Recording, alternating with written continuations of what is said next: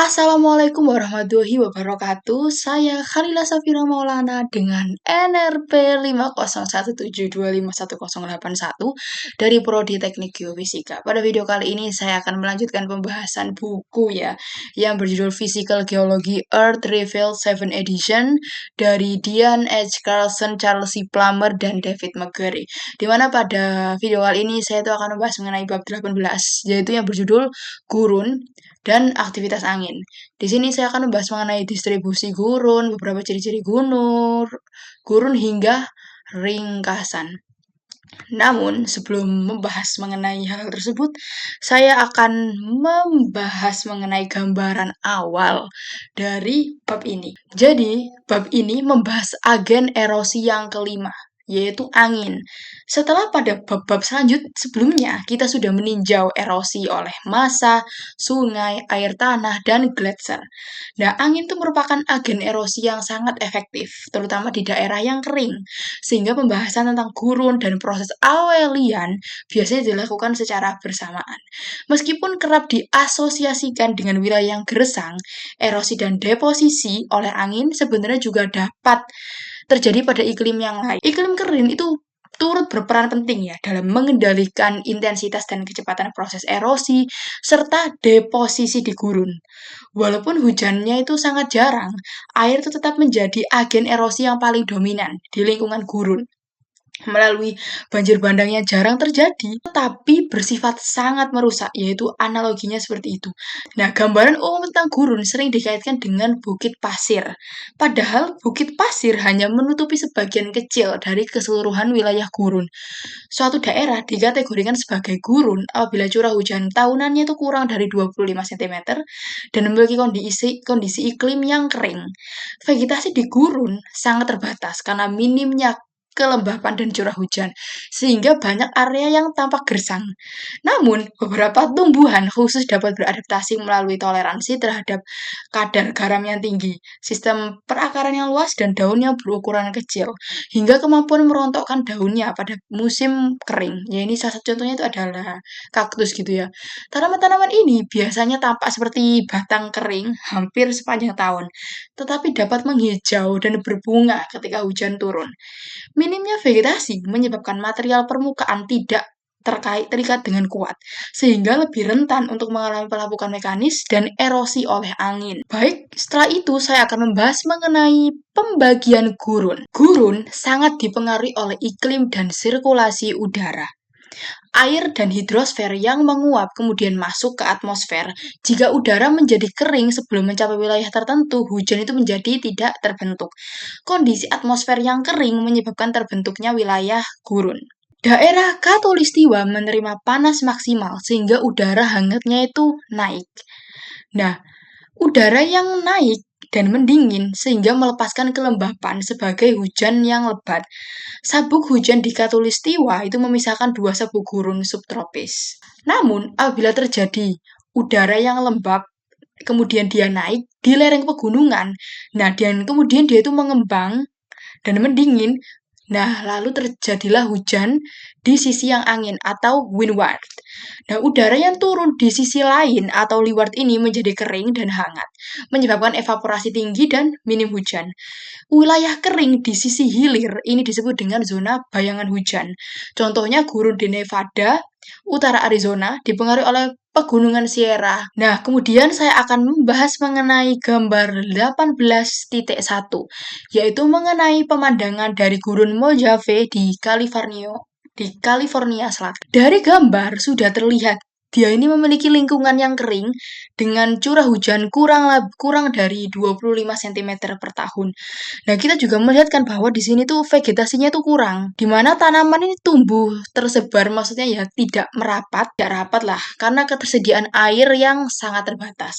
Karena bila dia tumbuhannya ini tumbuh dalam wilayah yang rapat, maka kan airnya kan harus dibagi-bagi. Namun, bila dia tersebar di daerah-daerah yang kayak jauh gitu Mas, tersebar-sebar, itu airnya akan terakumulasi di beberapa pohon. Jadinya itu mereka dapat hidup dengan baik. Selain itu, banyak tanaman di gurun yang memiliki akar panjang, daun kecil atau berduri, atau lapisan lilin untuk untuk mengurangi kehidupan air. Nah, jika lihat di sini tanahnya juga kering. Permukaan tanah itu tampak berpasir ini, berpasir atau berkerikil dengan kadar organik yang tinggi, dengan kadar organik yang rendah. Kemudian di sini juga ada bentuk lahan, terlihat itu perbukitan yang tererosi nih di belakang yang menunjukkan proses yang ekstrim dan minimnya tutupan vegetasi. Nah, karena adanya iklim yang ekstrim ini, suhu itu menjadi sangat panas di siang hari dan bisa menjadi sangat dingin di malam hari. Inilah yang mempengaruhi bentuk dan jenis dari vegetasi. Selanjutnya saya akan membahas mengenai gambar 18.2 yaitu mengenai sirkulasi udara global. Nah, dari gambar ini itu terdapat 3 sel utama sirkulasi atmosfer, yaitu sel Hadley, sel Farrell, dan sel polar. Nah, sel Hadley itu mulai dari suhu 0 derajat sampai 30 derajat Celcius, kemudian sel Farrell itu 30 derajat sampai 60 derajat Celcius, dan sel polar 60 derajat sampai 90 derajat Celcius. Nah, sel Hadley itu ketika udara naik di ekuator, kemudian turun di suhu 30 derajat Celcius, sedangkan sel Farrell itu sirkulasi yang menengah. Jadi dia dipengaruhi oleh sel Hadley dan sel polar. Nah, sedangkan sel polar itu udara tenggelam di kutub dan naik di suhu 60 derajat Celcius. Nah, dari sini tuh terjadi kayak pemanasan maksimum di ekuator ini nih, ekuator, yang menyebabkan udara itu hangat, naik. Inilah yang disebut dengan konveksi dan membentuk zona tekanan rendah di sekitar 0 derajat. Udara yang naik bergerak ke arah utara dan selatan atmosfer atas. Saat bergerak menjauhi atmosfer ini, dia kan bergerak menjauhi atmosfer. Bergerak menjauhi ekuator, udara itu menjadi mendingin dan tenggelam di sekitar 30 derajat utara dan 30 derajat selatan. Membentuk zona tekanan yang tinggi. Udara yang turun di 30 derajat lintang kembali bergerak menuju ekuator sebagai angin pasif atau ini yang bisa kita lihat dari yang berwarna merah-merah ini. Nah, antara 30 derajat sampai 60 derajat lintang terbentuk angin barat atau westerlies yang tertiup menuju kutub. Nah, udara di dekat kutub kemudian mendingin, menjadi padat dan tenggelam membentuk tekanan tinggi di kutub. Udara yang mengalir dari kutub ke arah 60 derajat membentuk angin timur kutub atau polar easterlies. Nah, pertemuan antara angin dingin dari kutub dan angin hangat dari lintang menghasilkan zona turbulen yang disebut dengan front kutub atau polar kutub. Kemudian saya akan menjelaskan gambar 18.3 mengenai distribusi gurun non-polar di dunia. Dari gambar ini terlihat bahwa sebagian besar gurun berada dekat 30 derajat lintang utara dan 30 derajat lintang selatan. Sesuai dengan zona turunnya udara kering pada sel Hadley, nah udara yang turun ini bersifat kering, sehingga menghambat pembentukan awan dan hujan yang kemudian menghasilkan iklim gurun. Nah, gurun yang kering atau coklat itu menerima curah hujan kurang dari 25 cm per tahun, sedangkan gurun yang semi kering menerima 25 sampai 50 cm per tahun. Nah, contoh di belahan bumi utara itu kita bisa melihat adanya Atacama ini. Namib, Kalahari, gurun Australia Barat dan Patagonia. Nah, beberapa gurun tidak berada persis di 30 derajat, tetapi terbentuk oleh faktor lain, seperti bayangan hujan, contohnya Gobi, Patagonis Great Basin. Kemudian juga ada arus laut dingin seperti Atacama dan Namib. Gurun cenderung tersebar pada wilayah yang terhalang massa dataran besar jauh dari sumber kelembapan. Contohnya ya daerah yang kontinental. Nah, kemudian saya akan menjelaskan mengenai gambar 18.4 di mana ini merupakan bayangan hujan yang menyebabkan gurun di sisi hilir pegunungan. Dari gambar 18.4 ini terlihat angin dominan bertiup dari laut. Nah, ini dia kan bertiup dari laut itu, serut menuju ke daratan. Nah, ini kan daratan. Nah, udara dari laut itu bersifat hangat dan lembab karena membawa uap air. Saat udara itu naik di lereng pegunungan, udara itu mengembang dan menjadi dingin. Nah, pendinginan ini menyebabkan kondensasi sehingga terbentuk awan dan terjadi hujan di sisi angin datang. Setelah melewati puncak, udara turun ke sisi hilir. Nah, udara yang turun akan mengalami kompresi dan pemanasan sehingga menjadi lebih kering. Akibatnya terbentuk wilayah bayangan hujan daerah yang kering atau gurun di sisi hilir pegunungan. Selanjutnya saya akan membahas mengenai beberapa karakteristik dari gurun. Nah, gurun memiliki drainase yang berbeda dari udara lembab karena curah hujan yang sangat rendah. Sungai di gurun bersifat intermiten atau mengalir hanya setengah hujan badai. Selama sebagian besar tahun, dasar sungai itu menjadi kering. Nah, sebagian besar gurun itu tidak memiliki sungai yang mengalir di sepanjang tahun. Tetapi terdapat pengecualiannya, yaitu Sungai Colorado dan Sungai Nil. Keduanya tetap mengalir karena disuplai oleh hujan dari daerah pegunungan jauh, bukan dari wilayah gurunnya sendiri. Nah, banyak gurun yang memiliki sistem drainase internal, air tidak mengalir ke laut, melainkan menuju cekungan yang tertutup. Nah, cekungan ini bertindak sebagai tingkat dasar lokal. Nah, banyak cekungan berarti kan banyak tingkat dasarnya. Nah, kemudian pola erosi yang kompleks dan bervariasi antar wilayah. Cekungan gurun seringkali terisi sedimen dan erosi. Saat cekungan itu terisi, permukaannya itu menjadi naik dan tingkat dasar lokal juga meningkat. Fenomena ini jarang terjadi di daerah yang lembab karena sungai biasanya mengalir ke laut dan tidak membentuk cekungan yang tertutup. Nah, saya akan menjelaskan mengenai box 18.1 yang gambar satu ya. Ini merupakan penggurunan di Afrika setelah kekeringan yang membuat sebagian warga itu mencari air dengan putus asa. Ini kita lihat di zoom. Nah, di sini ada kerbau, terus bisa ada orang-orang kayak mereka itu si kerbaunya ini menarik suatu barang lah gitu. Air juga kan untuk mencari air karena ini terlihat bahwa daerahnya ini gurun. Penggurunan adalah proses degradasi lahan di daerah kering akibat kekeringan yang berkepanjangan, perubahan iklim dan aktivitas manusia. Gambar ini menunjukkan lingkungan yang sangat kering dan tandus dengan hampir tidak ada vegetasi. Penduduk lokal terlihat mencari air menggunakan kereta yang ditarik oleh hewan kerbau yang menandakan keterbatasan sumber daya air. Kekeringan yang ekstrim ini menyebabkan sumur dan sumber air permukaan menjadi mengering, kemudian memaksa masyarakat menempuh jarak jauh. Penggurunan meningkatkan kerentanan masyarakat terhadap kelaparan, kemiskinan, dan migrasi paksa. Fenomena ini umum terjadi di wilayah Sahel, Afrika yang sering mengalami fluktuasi iklim dan tekanan penggunaan lahan. Kemudian saya akan menjelaskan mengenai box 18.1, yaitu gambar 2 di mana ada perahu nelayan yang terombang-ambing di lautan pasir. Jadi di sini terlihat bahwa ini kan lautan pasir ya. Dan di sini ada dua kapal yang berada di tengah-tengahnya. Jadi otomatis dia tidak bisa bergerak. Dan ini luas laut Aral akibat pengalian air untuk migrasi. Nah, Laut Aral itu dahulu menjadi salah satu danau terbesar di dunia. Kemudian dia mengalami penyusutan yang besar sejak tahun 1960-an. Nah, penyebab utamanya itu karena pengalihan air sungai Amu Darya dan Sir Darya untuk proses irigasi kapal dan pertanian di Asia Tengah. Pengalihan ini mengurangi aliran air yang masuk sehingga volume dan luas perairan itu menyusut secara drastis. Dasar danau yang mengering berubah menjadi gurun yang berdebu. Ini dikenal sebagai Aralkum Desert. Kapal-kapal yang dulu berfungsi kini terjebak di daratan dan menjadi simbol kerusakan lingkungan yang parah. Nah, hal ini dapat menyebabkan berbagai dampak mulai dari hilangnya perikanan lokal, debu yang beracun, dan perubahan iklim lokal menjadi lebih kering dan ekstrim. Kemudian saya akan menjelaskan mengenai gambar 18.5 di mana di sini terdapat mobil ya, ini mobil van dan juga ini mobil. Terus ini kayak daerah-daerah yang seperti gurun ya, di sini ada bebatuan, kerikil, pasir dan lain sebagainya.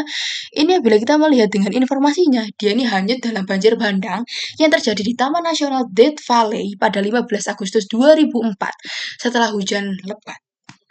Di sini juga ada 2 korban jiwa yang tewas dalam badai ini yang menyebabkan kerusakan parah pada jalan, saluran air, dan saluran pembuangan.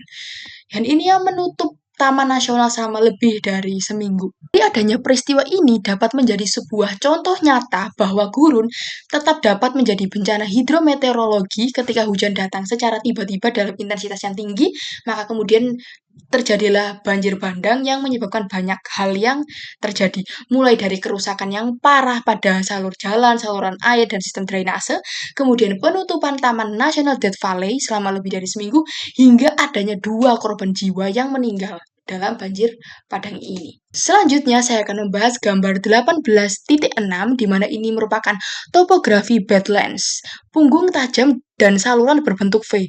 Nah, jika kita melihat ini kan gambarnya kayak hampir berbentuk V ya.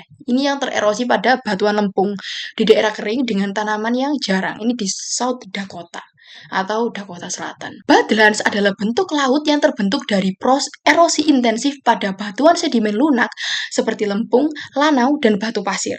Ciri khasnya adalah punggungan tajam, lereng curam, dan lembah yang berbentuk V. Daerah ini biasanya berada di iklim kering atau semi kering sehingga vegetasinya itu sangat jarang dan tidak mampu menahan erosi. Nah, ketika hujan itu tiba-tiba turun, meski walaupun ya jarang, air itu mengalir dengan cepat di permukaan dan menyebabkan erosi alur dan parit. Nah, perbedaan warna pada lapisan di sini itu menunjukkan adanya strata sedimentasi yang berbeda dari segi umur dan komposisi. Bentuk lahan yang sangat terbelah-belah ini membuat wilayah Badlands sulit untuk dilewati dan tidak cocok untuk pertanian. Taman nasional ini berada di South Dakota atau Dakota Selatan. Ini menjadi salah satu contoh terkenal dari topografi Badlands di dunia. Ini menjadi foto di sini ya akhirnya. Nah, kemudian saya akan membahas mengenai fitur gurun di bagian barat daya Amerika Serikat. Nah, wilayah barat daya Amerika Serikat memiliki iklim kering atau semi kering karena letaknya di dekat lintang 30 derajat lintang utara atau zona gurun dunia. Dia itu terjadi efek bayangan hujan atau rain shadow akibat pegunungan Sierra Nevada dan pegunungan lainnya. Udara yang turun ini menjadi hangat dan kering. Nah, wilayah kering ini terbagi menjadi dua provinsi yang besar, yaitu dataran tinggi Colorado dan provinsi Basin dan Range. Nah, dataran tinggi Colorado ini terletak di sekitar wilayah Four Corners, yaitu Utah, Colorado, Arizona, dan New Mexico. Dia tersusun oleh lapisan batuan sedimen datar yang relatif horizontal dengan ketinggian lebih dari 1.500 meter di atas permukaan laut. Nah, terdapat beberapa bentuk lahan utama di Colorado Platte ini, mulai dari Mesa, Butte, Monocline, Hogback, dan Cuesta. Mesa itu merupakan bukit yang luas dengan puncak datar dan dinding terjal. Dia ditutupi dengan lapisan batu yang keras. Sedangkan Butte itu versi yang lebih sempit dari Mesa, tapi juga dengan puncak yang datar, umumnya terbentuk dari erosi lanjutan sebuah massa. Kemudian juga ada monocline yang merupakan lipatan batuan seperti tangga raksasa. Erosi pada monocline ini yang menghasilkan punggungan. Kemudian ada juga hogback yang merupakan punggungan tajam dengan kedua sisi terjal terbentuk dari lapisan batu yang keras, tapi dia miring dan bentuknya curam. Kemudian yang kelima atau terakhir adalah Cuesta yang dia itu mirip dengan hogback, tapi salah satu sisinya landai, sedangkan sisi yang lainnya itu curam. Dia terbentuk dari lapisan batuan miring tetapi dengan kemiringan yang lebih kecil. Sedangkan provinsi Basin and Range itu terdapat di daerah Nevada, yaitu bagian Arizona. Dia itu struktur utamanya itu terdiri dari blok patahan normal sehingga menghasilkan pola pegunungan yang sempit namun memanjang dan cekungan yang lebar atau basin. Di antara kedua hal ini, basin dan range itu terbentuk karena kerak bumi yang mengalami peregangan. Selanjutnya saya akan menjelaskan gambar 18.7 mengenai dataran tinggi Colorado dan provinsi Basin and Range di bagian barat daya Amerika Serikat.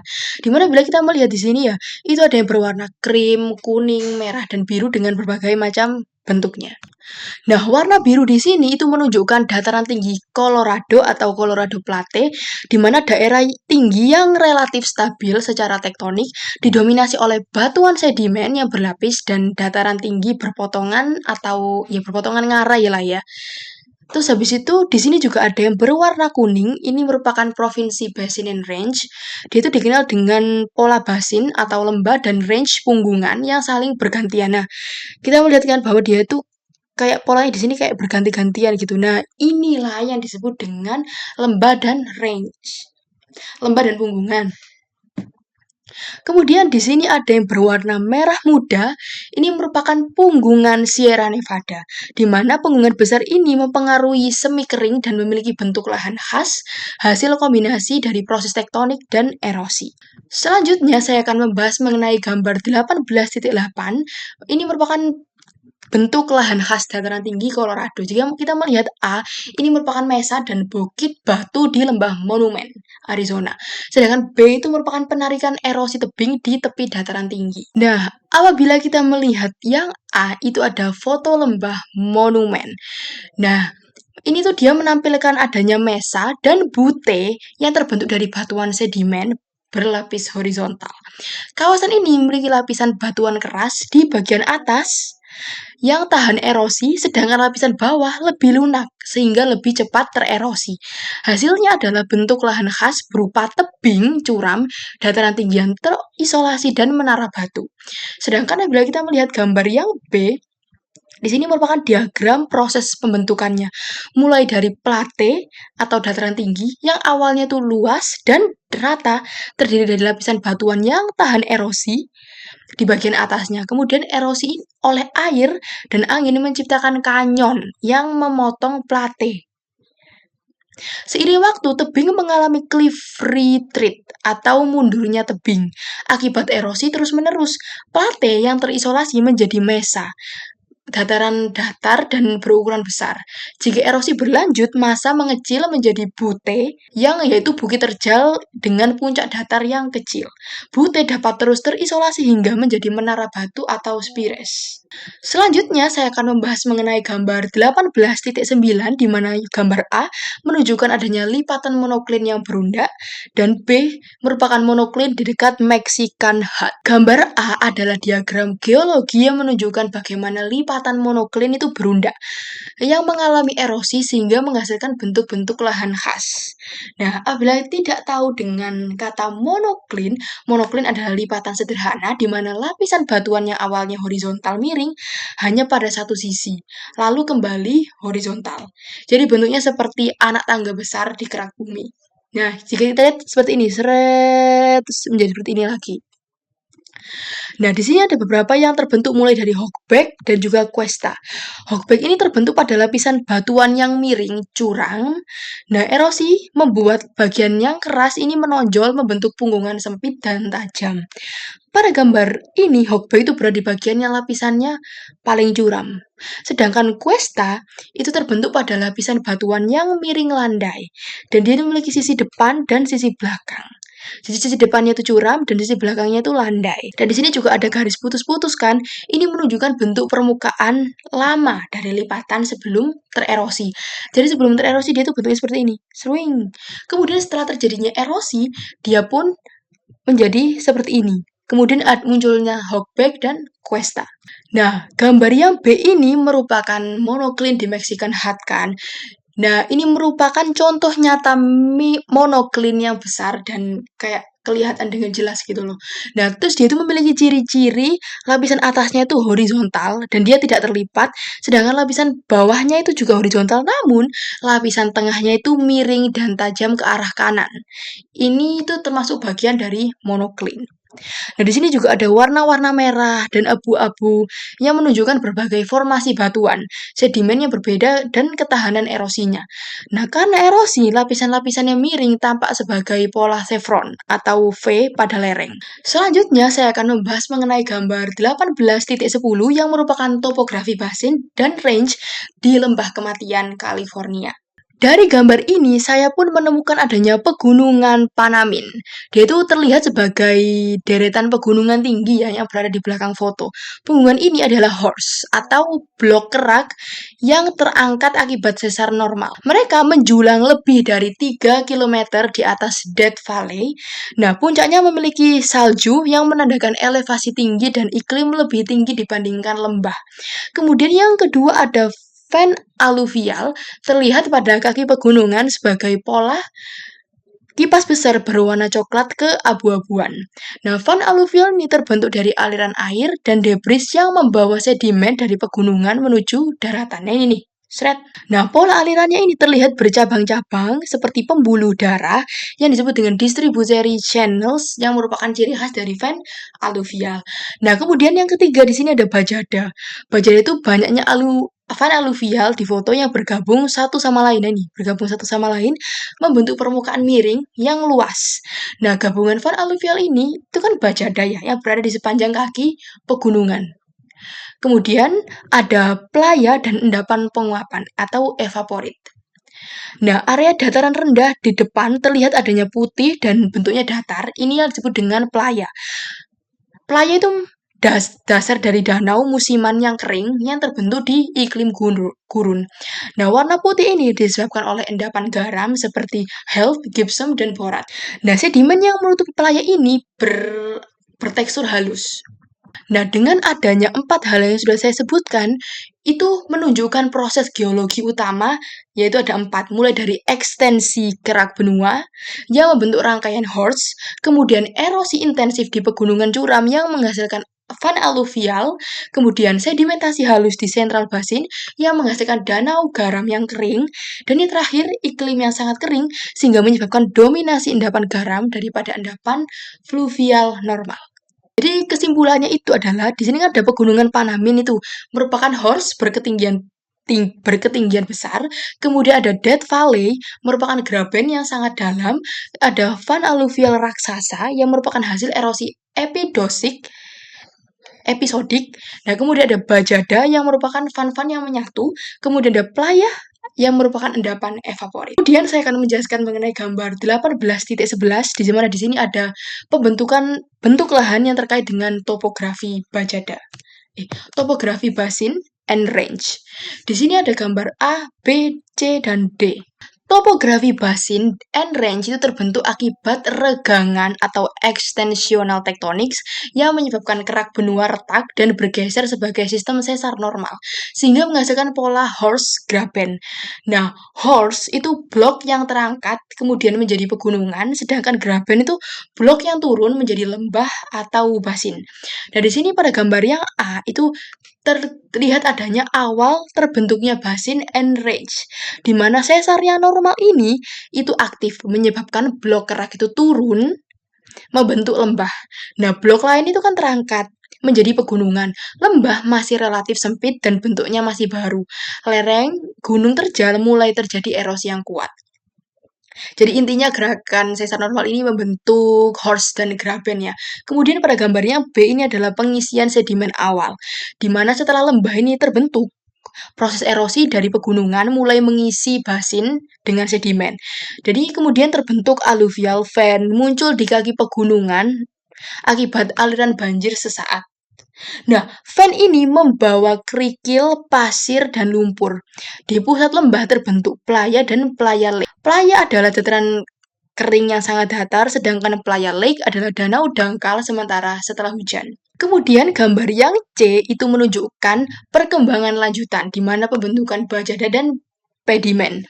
Nah, di alluvial fan semakin besar dan bergabung membentuk bajada.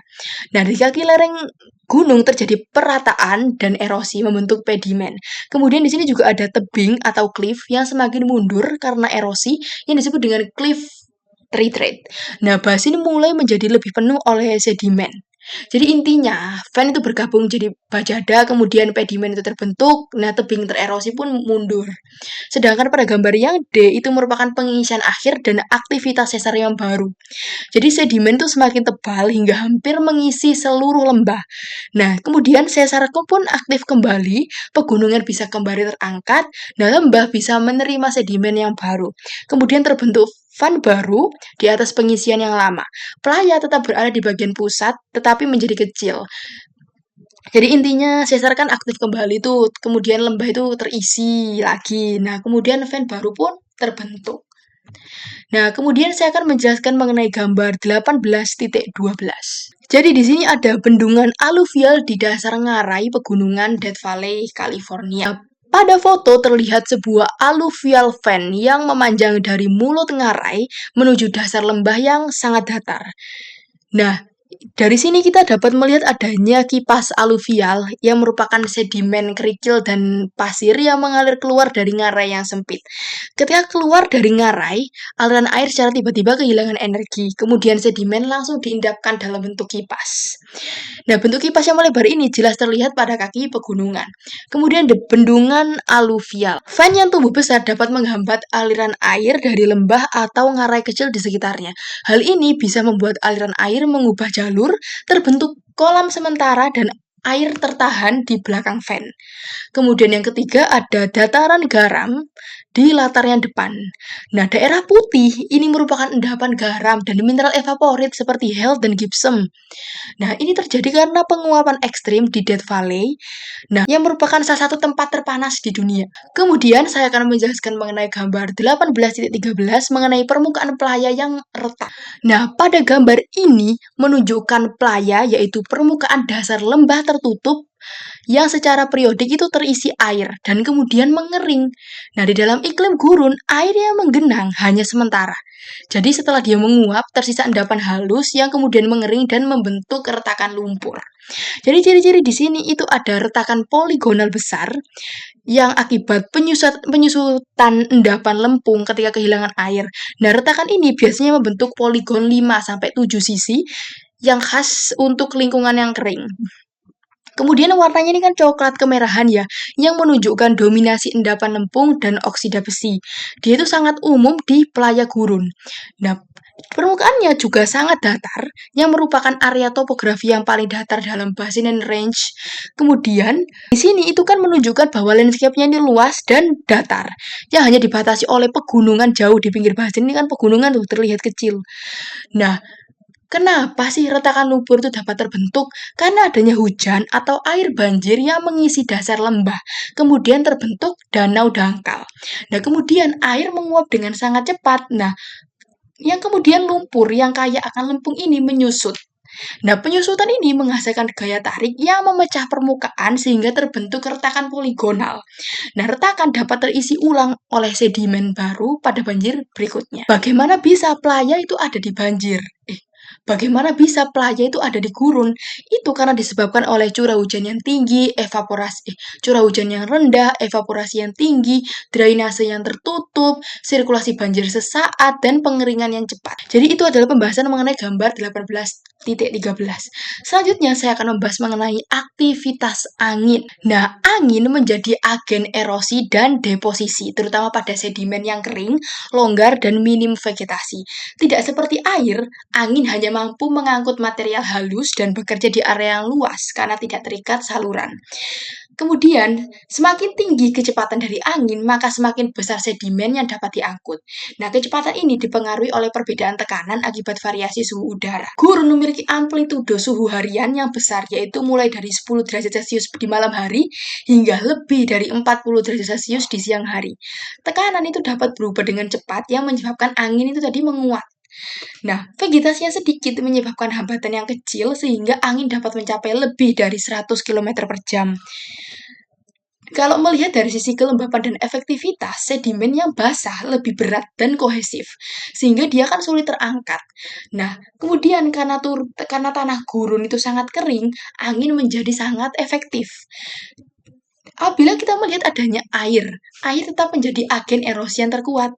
Namun, angin penting dalam pembentukan bukit pasir, deflasi, dan ventifact. Selanjutnya, saya akan membahas gambar 18.14, di mana ini merupakan sebuah dinding debu yang mendekati sebuah kota di Kansas pada Oktober 1935. Di sini terlihat bahwa adanya rumah ya, yang dia itu terkena entah ini angin atau air. Nah, sepertinya ini angin ya, yang kemudian dia itu kayak ya ini seperti angin puting beliung lah ya, yang kayak di sini kan ada pemukiman warga tuh, yang kemudian nanti dia itu kayak akan meluluhlantakan ini. Jadi, ini tuh dikenal dengan namanya Dust Bowl. Nah, ini ada di informasinya. Jadi, Dust Bowl itu merupakan periode badai debu ekstrim yang melanda Great Plains, Amerika Serikat, di daerah Oklahoma, Kansas, Texas pada tahun 1930 sampai 1939. Fenomena ini merupakan kombinasi dari kekeringan parah yang berkepanjangan sehingga curah hujan itu menjadi sangat rendah selama beberapa tahun dan pengolahan tanah yang berlebihan. Jadi petani itu membajak jutaan hektar padang rumput alami untuk pertanian gandum.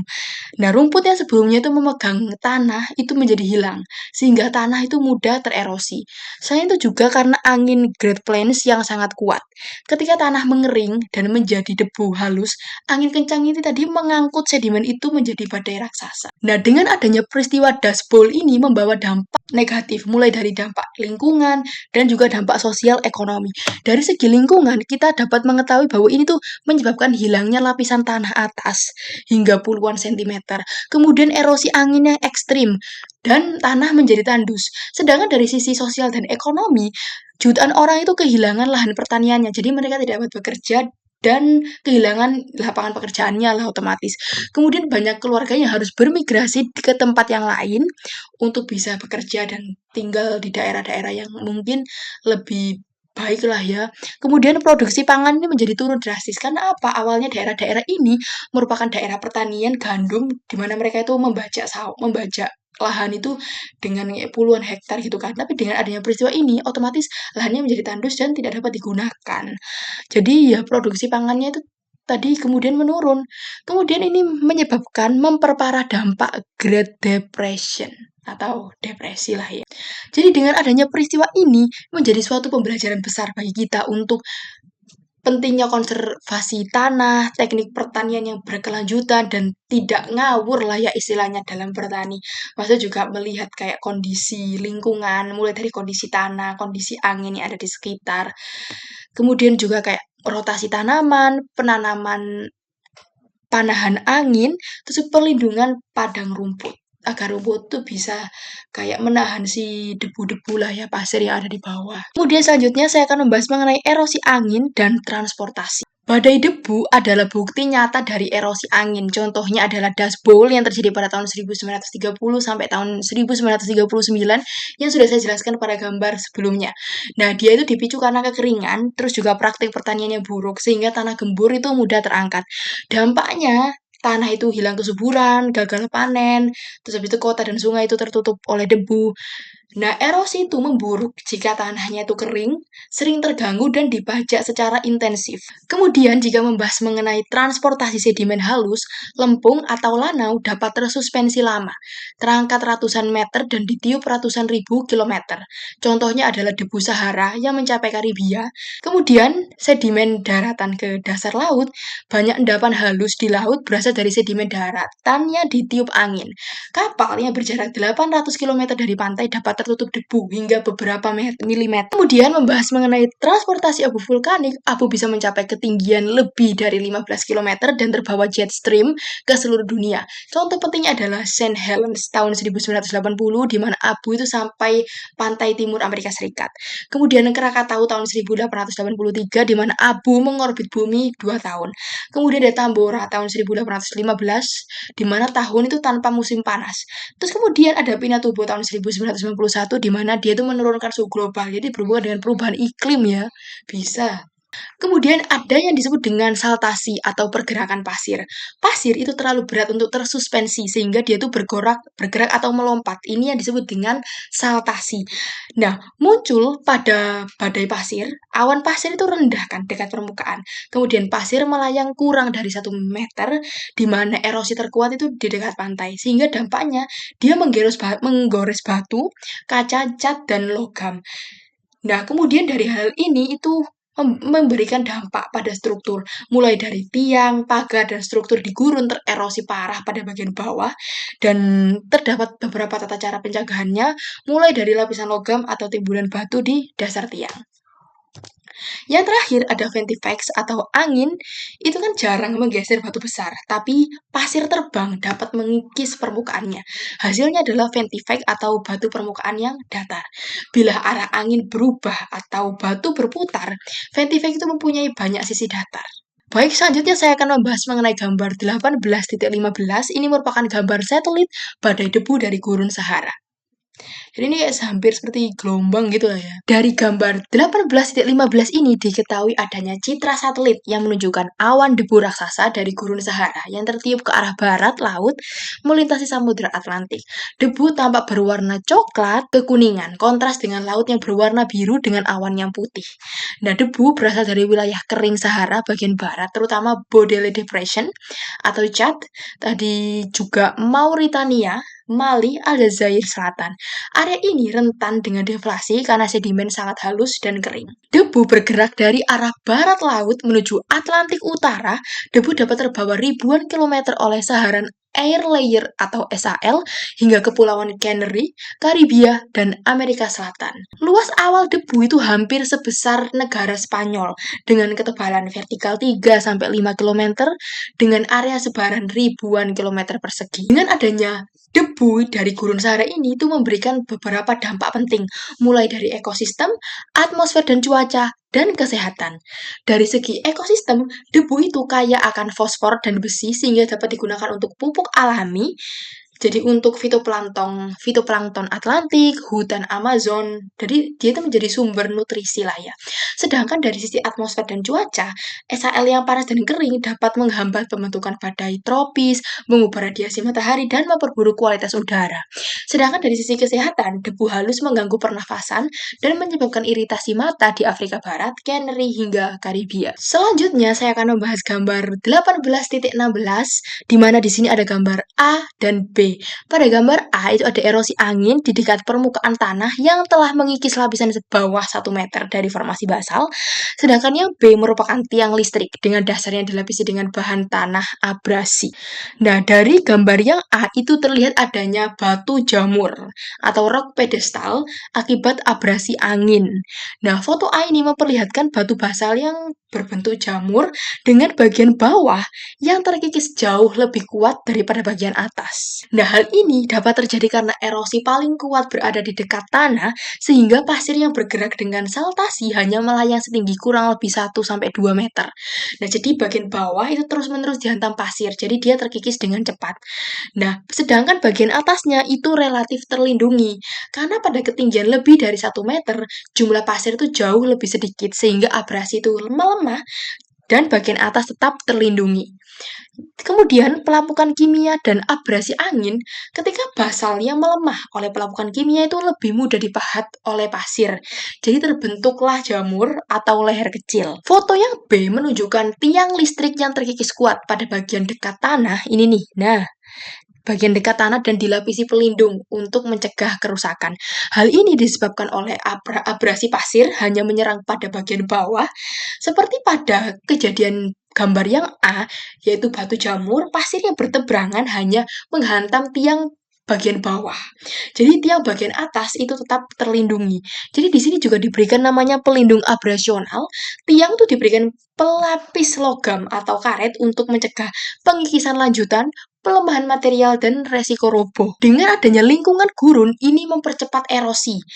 Jadi itu seperti Death Valley yang memiliki vegetasi hampir nol, angin yang sangat kencang, permukaan penuh pasir atau kerikil longgar, sehingga erosi angin pada struktur buatan manusia menjadi lebih intens.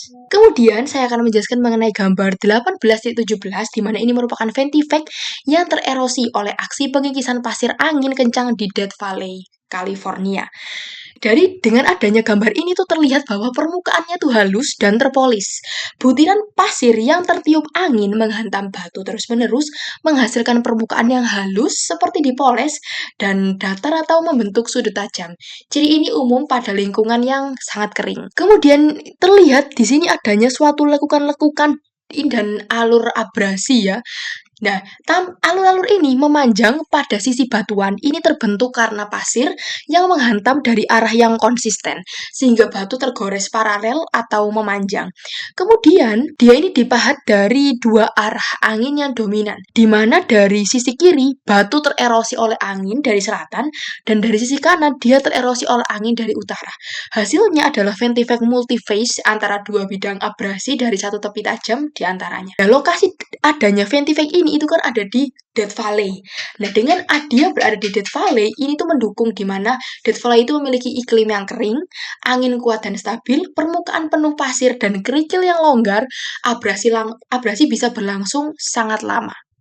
Karena lingkungan ini, Death Valley itu disebut dengan laboratorium alami untuk Ventivac. Selanjutnya, saya akan membahas mengenai deflasi.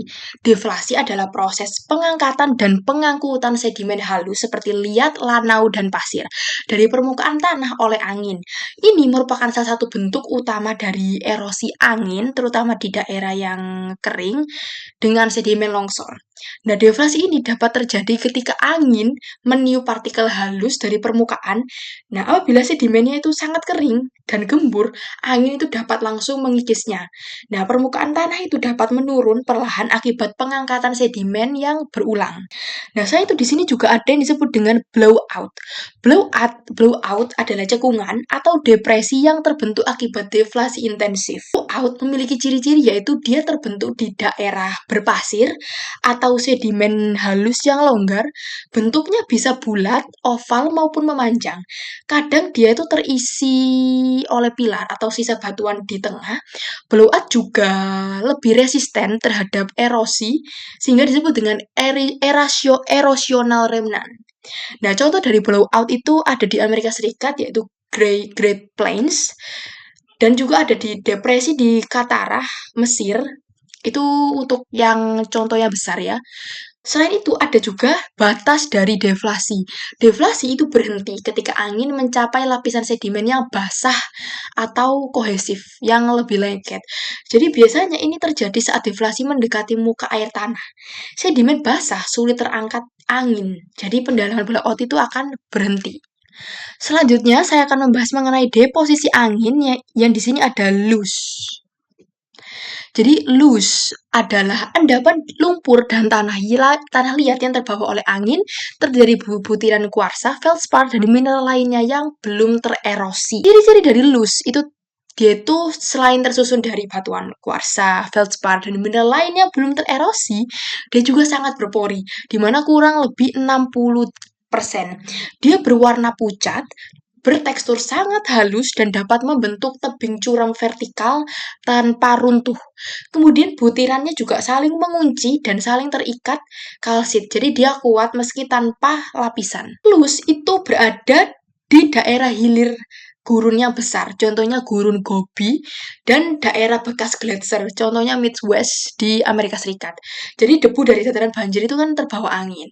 Nah, contoh dari loess besar di dunia itu adalah dataran loess di Cina dengan ketebalan lebih dari 100 km. Kemudian juga ada Midwest di Amerika Serikat yang merupakan endapan luas sejak zaman es. Nah, dengan adanya loess ini memberikan manfaat, yaitu dia dapat membuat lahan pertanian itu menjadi lebih subur, namun juga bisa membawa suatu masalah, di mana dia rentan akan erosi angin jika dia tanpa vegetasi. Contohnya adalah Palos di Washington. Yang kedua adalah bukit pasir atau sand dunes. Bukit pasir adalah tumpukan pasir lepas hasil transportasi dan deposisi oleh angin.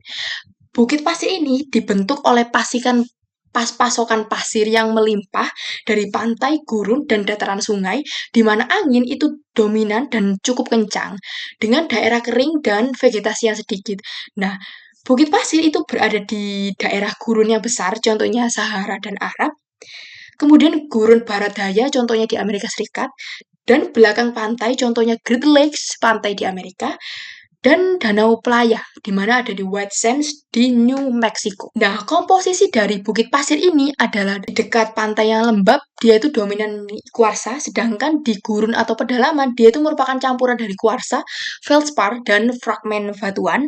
Di pantai yang tropis, dia itu tersusun dari pasir karbonat, sedangkan di White Sand, dia itu tersusun dari pasir gypsum.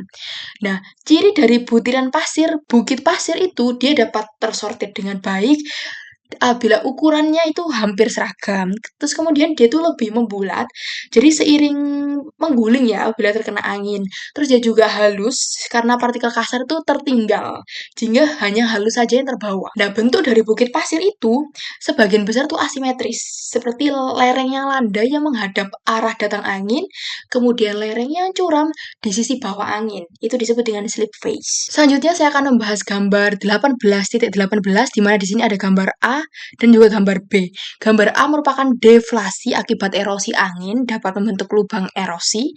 Kemudiannya B merupakan lubang erosi besar di dekat Harrison, Nebraska. Ini merupakan contoh langsungnya lah ya. Di sini terlihat bahwa A itu merupakan proses deflasi terbentuknya blowout, di mana angin mengangkat sedimen halus di permukaan. Kemudian erosi itu berhenti saat angin mencapai sedimen yang lebih lembab atau padat, ini sedimennya basah. Jadi dia nanti berhenti. Kemudian nanti terbentuknya blowout. Nah, karena angin itu terus mengikis satu area tertentu, maka muncullah cekungan dangkal atau blowout tadi, terus dinding-dinding kecil di tepinya, kemudian pilar sedimennya tersisa di tengah blowout. Sedangkan pada gambarnya B ini merupakan contoh langsung ya di kehidupan nyata, ini merupakan pilar blowout di Nebraska. Foto ini menunjukkan pilar sedimen setinggi lebih dari 3 meter di tengah blowout besar dekat Harrison, Nebraska. Bagian puncak itu menunjukkan permukaan tanah lama sebelum deflasi yang menurunkan. Pilar ini bertahan karena sedimennya lebih padat, lebih lembab, atau terlindungi vegetasi, sehingga tidak mudah terkikis oleh angin. Kemudian saya akan menjelaskan mengenai gambar 18.19 di mana ini merupakan rumah yang dibangun di tebing curam berlapis lus di Tiongkok Tengah. Jadi lus itu memiliki sifat yang unik sehingga cocok digali menjadi hunian. Ya, salah satunya adalah rumah. Karena dia itu memiliki sifat yang sangat tebal, mudah digali, tetapi tetap stabil dan kohesif. Jadi dia itu kuat dalam kondisi yang kering. Jadi di sini rumah lus yang ada di Tiongkok ini disebut dengan yaodong. Jadi rumah ini tuh digali langsung di tebing lus. Pintu dan jendelanya ini di zoom. Pintu dan jendelanya dipotong pada dinding lus. Jadi dia tuh sangat nyaman secara suhu lah ya, sejuk di musim panas dan hangat di musim dingin. Jadi dia tuh telah digunakan selama lebih dari 2000 tahun dan jutaan orang masih tinggal di Yaodong hingga sekarang. Proses geologi yang membentuk tebing lus ini tadi adalah debu aolian. Jadi debu aolian ini adalah debu halus yang ditiup angin dari daerah kering sekitar Gurun Gobi dan dari sedimen halus Sungai Kuning. Saya itu juga disebabkan oleh akumulasi ya selama masa glasial. Selanjutnya saya akan membahas mengenai gambar 18.20 di mana ini merupakan wilayah utama yang tertutup lus di Amerika Serikat. Jadi ini tuh jadi di sini itu kita ada berbagai macam warna, mulai dari yang berwarna merah tua dan juga coklat muda. Yang berwarna merah tua ini merupakan endapan lus tebal dan kontinu yang menandakan bahwa daerah tersebut itu dengan endapan lus yang sangat tebal, luas, dan berkesinambungan. Sedangkan yang berwarna coklat muda itu merupakan lus tipis dan tidak kontinu yang menunjukkan wilayah yang mengandung lus, tapi kedalamannya itu tipis dan sebarannya itu tidak merata. Nah, terdapat daerah utama lus di Amerika Serikat, mulai dari Palouse, endapan lembah sungai Missouri, dan endapan lembah sungai Mississippi yang terlihat ada di peta ini. Baik, selanjutnya saya akan membahas box 18.2, gambar 1, di mana ini merupakan permukaan jalan gurun di permukaan Van Alluvial tua di Death Valley, Death Valley, California. Jadi di sini tuh terlihat seperti adanya kerikil-kerikil lah ya, atau yang disebut dengan desert pavement, yaitu permukaan gurun yang ditutupi oleh kerikil yang rapat.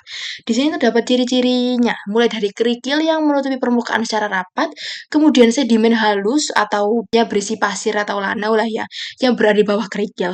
Nah, proses dari terbentuknya desert pavement ini tadi adalah deflasi angin yang menghilangkan partikel halus, kemudian partikel halus ini turun ke bawah, membuat kerikil tetap berada di atas permukaan. Berikutnya, saya akan membahas box 18.2. Gambar 2 ini merupakan petroglyph yang diukir pada batu ini.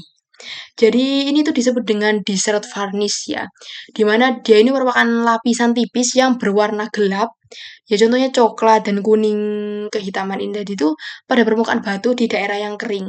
Dia itu terbentuk dengan sangat lambat dari oksida mangan, oksida besi, debu halus, dan aktivitas mikroba. Nah, prosesnya ini berlangsung hingga hingga ribuan tahun. Nah, petrolik ini dibuat oleh manusia kuno yang menggores atau mengetuk permukaan batu sehingga lapisan varnish itu terkelupas. Di sini warna batu yang lebih terang di bawahnya itu muncul untuk membentuk pola ukiran yang kontras. Selanjutnya saya akan membahas mengenai gambar 18.21 di mana di sini ada gambar A dan gambar B. Gambar A itu merupakan sebuah bukit pasir yang terbentuk dengan lereng yang landai di sisi hulu dan lereng. Kemudian B itu merupakan angin gurun yang kuat. Jadi gambar A itu menunjukkan pembentukan bukit pasir. Jadi di sini tuh ada yang dinamakan dengan sisi hulu lah ya. Jadi lereng landai yang menghadap angin. Kemudian angin ini mengangkut pasir dengan saltasi dan krip atau merayap. Nah, kemudian di sini ada sisi hilir atau leeward dengan lereng curam kurang lebih sudutnya 34 derajat. Jadi dia itu berada di puncak bukit pasir di mana anginnya tadi melemah, kemudian pasir jatuh dan terendapkan di sisi ini. Nah, pasir yang terkikis di hulu dan terendap di hilir, sehingga bukit pasir itu berpindah searah dengan angin, proses ini disebut dengan lapisan silang atau cross beading di bagian dalam bukit pasir. Kemudian di sini juga ada gambar yang B, ini merupakan bukit pasir yang berada di lapangan. Jadi ini menunjukkan angin yang kuat lah ya, dengan 60 pH. Jadi di sini terlihat bahwa adanya angin yang tertiup dari arah kiri ke arah kanan. Suhu hulu itu kiri itu terkikis, kemudian pasir itu terangkat oleh angin, dan kemudian pasir jatuh dan menumpuk di sisi hilir kanan.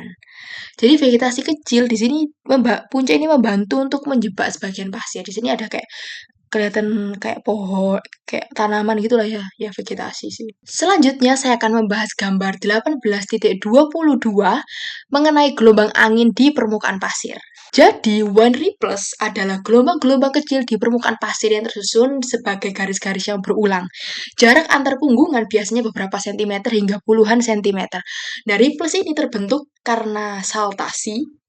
Kemudian wind ripples ini memiliki ciri khas, yaitu polanya teratur dan dapat terbentuk atau berubah dalam hitungan jam dan menunjukkan pasir sedang aktif untuk dipindahkan.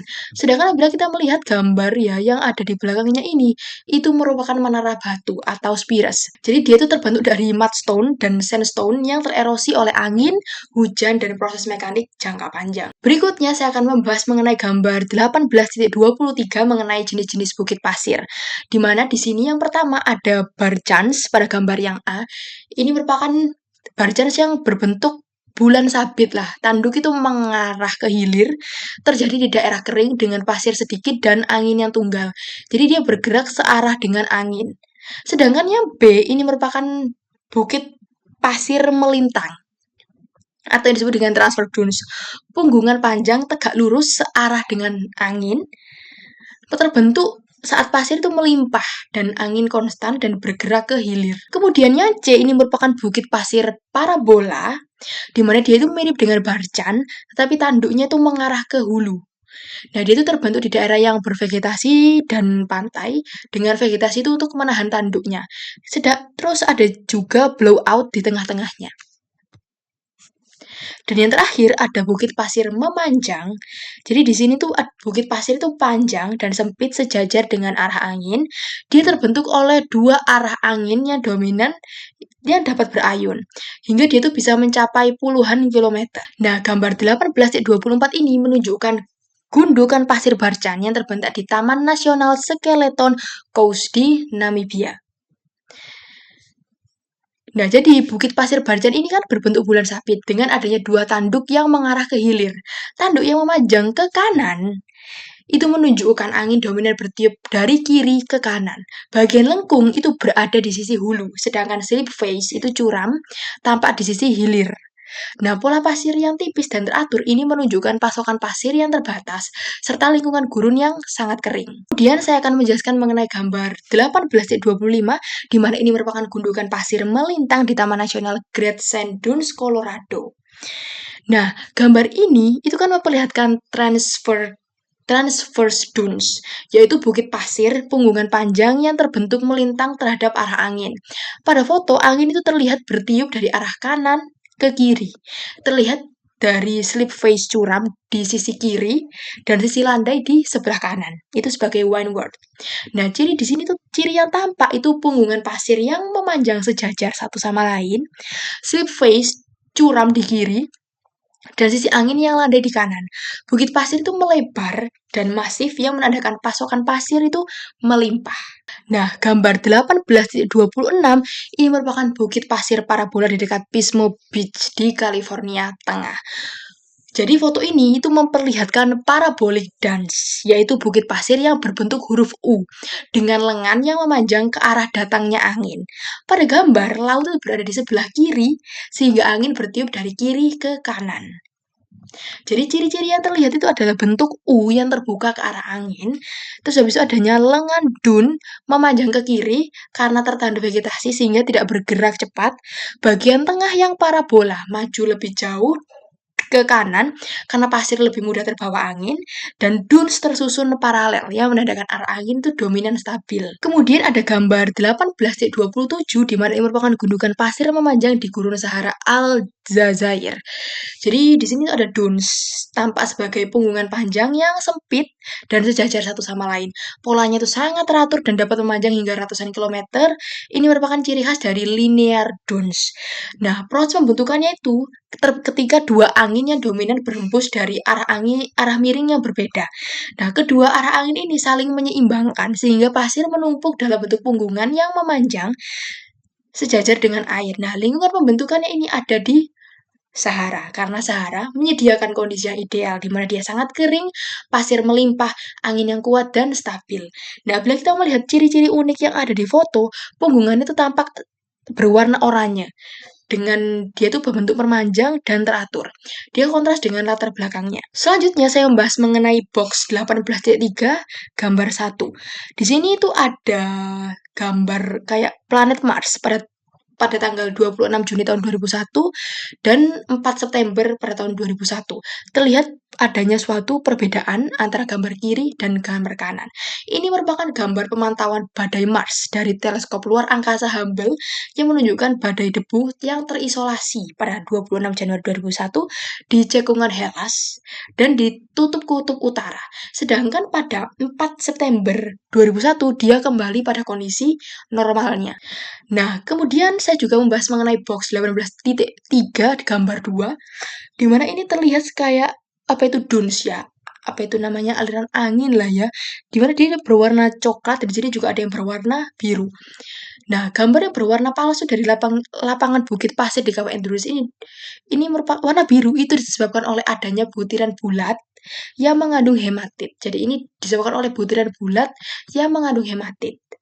Selanjutnya, dan yang terakhir juga saya akan bahas mengenai box 18.3 gambar 3, di mana ini merupakan pemandangan dekat batu yang bernama Mo. Menunjukkan permukaan halus namun berlubang-lubang, mirip dengan batu yang tergerus atau vetifact yang ada di bumi dengan diameter 1 meter. Jadi setelah membahas keseluruhan bab 18, saya dapat mengambil kesimpulan bahwa gurun adalah wilayah dengan curah hujan kurang dari 25 cm per tahun, umumnya berada di lintang 30 derajat lintang utara atau lintang selatan, dan dia terbentuk akibat bayangan hujan, jarak dari laut, arus laut dingin maupun udara yang turun. Landscape-nya berbentuk khas dengan aliran sungai permanen yang hampir tidak ada, dengan drainase internal, topografi yang terjal, serta tingkat dasar lokal yang bervariasi. Meski dia memiliki curah hujan yang rendah, banjir bandang dari badai petir menjadi agen erosi yang paling kuat. Struktur batuan sangat mengontrol bentuk topografi yang menghasilkan fitur seperti tebing, mesa, fen aluvial, bejada, dan playa. Angin juga berperan besar untuk membawa debu hingga lintas benua, menggerakkan pasir melalui saltasi membentuk ventifact dan mengukir lubang angin. Bukit pasir bermigrasi karena erosi di sisi hulur dan deposisi di sisi hilir. Jenis dune itu ditentukan oleh arah angin, jumlah pasir, dan vegetasi, termasuk barcan. Transversal, baik yang transversal, parabola, maupun longitudinal. Baik, terima kasih telah menonton penjelasan saya bab 18 dari buku yang berjudul Physical Geology Earth Revealed 7 Edition. Saya mohon maaf apabila ada salah kata. Tonton saya di video-video saya berikutnya. Wassalamualaikum warahmatullahi wabarakatuh.